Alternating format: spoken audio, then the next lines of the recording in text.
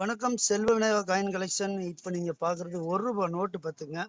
அதாச்சும் இது வந்து ஒரு ஒரு விழிப்புணர்வு வீடியோ அப்படின்னு எடுத்துக்கலாம்.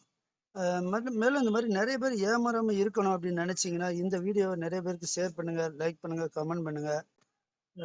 நிறைய விஷயம் அதாச்சும் இப்போ பாத்தீங்கன்னா நிறைய யூடியூப், ஃபேஸ்புக் அதெல்லாம் பாத்தீங்கன்னா ₹1 நோட்டு போட்டு லட்சக்கணக்கான லட்சக்கணக்கில் விலை போகுது அப்படின்றது பொய்யான தகவல் ஒன்று பரப்பிட்டு இருக்காங்க. இது முழுக்க முழுக்க ஒரு பொய்யான தகவல். அதாச்சும் ரூபாய் நோட்டு நாணயன்றது வந்து ஒரு சேகரிப்பு கலை தான். சரிங்களா? ஒரு சேகரிக்கிறதுக்கு தானே ஒழிய மற்றபடி லட்சக்கணக்கில் விற்கக்கூடிய நோட்டோ காயினோ கிடையாது. ஆமா, இதை வந்து பொதுமக்கள் தெளிவா தெரிஞ்சுக்குங்க. எல்லாருமே சொல்றாங்க, அன்னைக்கெல்லாம் பாத்தீங்கன்னா இந்த மாதிரி கட்டு உங்களுக்கு ஃபர்ஸ்ட் உங்களை பணம் கட்ட சொல்லுவாங்க. அந்த மாதிரி கட்டி ஏமாறாதீங்க. சரிங்களா? அப்படிலாம் பாத்தீங்கன்னா அங்க பாருங்க, இந்த நோட்ல எவ்வளவு இருக்கு பாருங்க. நம்ம செல்வ காயின் கடையில வந்து பாத்தீங்கன்னா இவ்வளவு நோட்டு இருக்கு பாத்துங்க. சரிங்களா?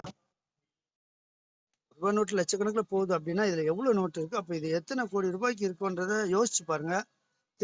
தேவையில்லாம அந்நிய நபர்களிடம் பணத்தை கட்டி பொதுமக்களை ஏமாறாதீங்க. அது இல்லாம உங்களோட ஆதார் கார்டோ, பேங்க் டீட்டெயில்ஸ் எதுவும் அந்த மாதிரி கொடுக்காதீங்க. சிலவங்க போட்டோல இருந்து எல்லாமே கொடுக்குறீங்க. இது ஒரு முழுக்க முழுக்க தவறான ஒரு பழக்கம்.